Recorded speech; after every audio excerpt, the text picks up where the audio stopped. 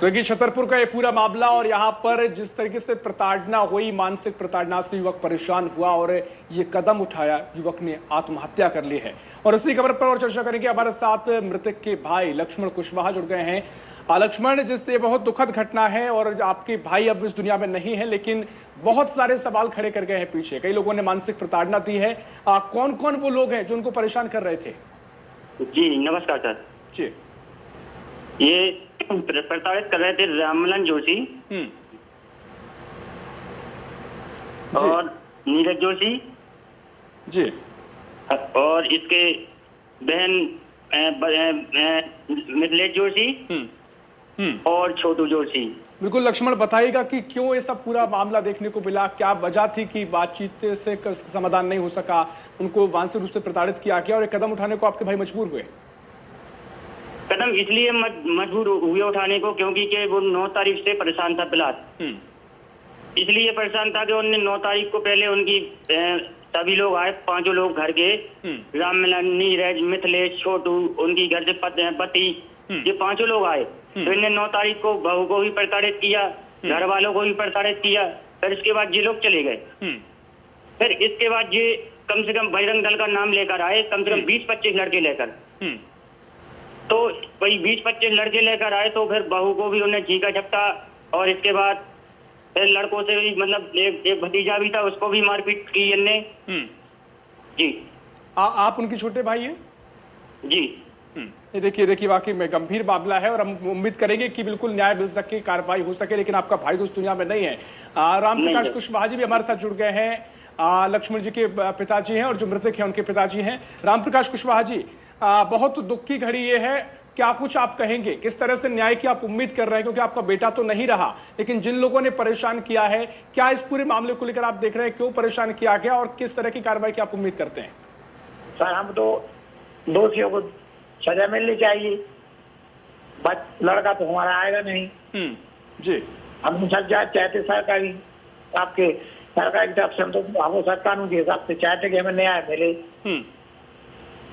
आप आइए, घर पर आइए, सामने बैठ के जो होगा बात अपने यही चाहते सर। थोड़ा पूरे मामले को लेकर रामप्रकाश जी, क्योंकि बहुत आप इस समय दुख की घड़ी में है, लेकिन बताइएगा कि कैसे ये कदम उठाने को आपका बेटा मजबूर हुआ? क्या पहले आपसे बातचीत की थी कि ऐसा बेसुध प्रताड़ित किया जा रहा है? क्या आपने कुछ प्रयास किए कि बात सब समाधान हो सके, लोगों को जवाब दिया जा सके?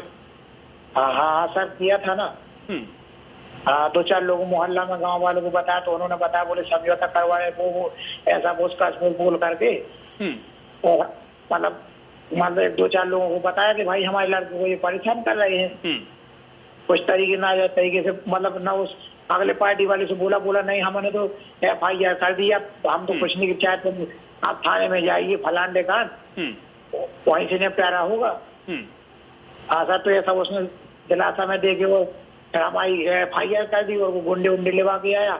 हम घर पर सर, हम निमंत्रण में गए हुए थे सर, ऐसा सब कुछ करके, और बच्चे को उसको गिरफ्तार किया, तो बस उसने, उसका दिमाग काम नहीं किया। उसने, आपके पास वो वीडियो भी आया होगा ना, आप लोग किया था? नहीं, बिल्कुल वीडियो, बिल्कुल हमारे पास वो वीडियो आया है। और क्योंकि सबसे दुख की बात यह है कि अब इस मामले में आपका बेटा नहीं है, लेकिन जो न्याय की बात है वो उसके हम सवाल कर रहे हैं और कम से कम जो लोग दोषी हैं उन पर कार्रवाई हो सके।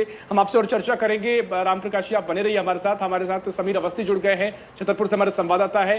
समीर, जिस तरीके का ये मामला है, युवक ने आत्महत्या कर ली है और ये मामला जो उनके पिता हैं, उनके छोटे भाई हमारे साथ जुड़े हुए हैं, मृतक के छोटे भाई और पिता, वो तमाम तरह की बातें कह रहे हैं। मामला चला आ रहा था, मानसिक प्रताड़ना मिल रही थी, किस तरीके से इस मामले में एक्शन आगे की उम्मीद करें और क्या पूरा मामला थोड़ा और समझाइएगा? देखिए, बिल्कुल ये बेहद ही संवेदनशील और दर्दनाक घटना है जो छतरपुर जिले के पिपट गांव में घटी है। ये राजनगर थाना क्षेत्र का मामला है। थाना प्रभारी से बात हुई है, वो कह रहे हैं वीडियो के आधार पर आगे की कार्रवाई शुरू की जाएगी। लेकिन बड़ा सवाल ये उठता है कि 12 तारीख को ये घटना घटी है। बताया जा रहा है कि छेड़छाड़ के मामले में एक शिकायत पहुंचा हुआ था राजनगर थाने में, जिससे परेशान होकर, आहत होकर युवक ने आत्मघाती कदम उठाया है। पुलिस को चाहिए ये था कि एक पक्षीय कार्रवाई करने से पहले या जो मामला थाने पहुंचता है उस पर निष्पक्ष जांच की जाए। अगर जांच हो जाती तो शायद ये घटना नहीं घटती। आज देवीदीन कुशवाहा इस दुनिया में नहीं है, लेकिन एक बड़ा सवाल उठ रहा है कि आखिर इतना बड़ा घटनाक्रम कैसे घट गई है। उस युवक ने मरने से पहले एक वीडियो जारी किया और कई लोगों के नाम जिस तरीके से वो गांव के ले रहा है, तो निश्चित तौर पर इस पर वरिष्ठ अधिकारियों को वीडियो को संज्ञान में लेकर तत्काल प्रभाव से एक्शन लेना चाहिए और कार्रवाई करनी चाहिए। तो अभी कोई कार्रवाई की बात कही है, कोई आश्वासन दिया है कि बड़ी प्रमुखता से, गंभीरता से इस मामले में कार्रवाई होगी? देखिए, बिल्कुल परिजन आज राजनगर थाने पहुंचे हुए थे, हंगामा करते हुए उन लोगों ने मांग की पुलिस से कि जो वीडियो में नाम लिया जा रहा है उन पर तत्काल एक्शन लिया जाए। थाना प्रभारी का कहना है कि मामला संज्ञान में आया है और वीडियो के आधार पर अब जांच की जा रही है और जल्द से जल्द कार्रवाई की जाएगी। देखिए, कार्रवाई उम्मीद करेंगे कि बिल्कुल इस पूरे मामले में पूरी जांच हो, स्पष्ट तरीके से जो दोषी हैं उन पर एक्शन लिया जाए।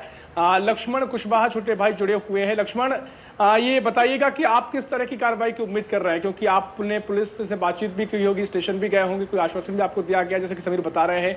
किस तरह की कार्रवाई आपके मुताबिक होनी चाहिए?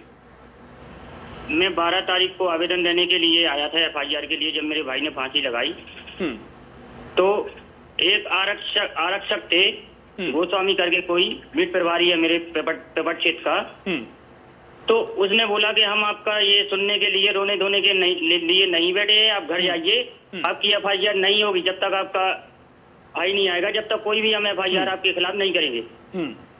तो उन्हें कहकर हमको भगा दिया। तो एक दिन हम फिर SP ऑफिस भी गए तो SP साहब हमको मिले नहीं है।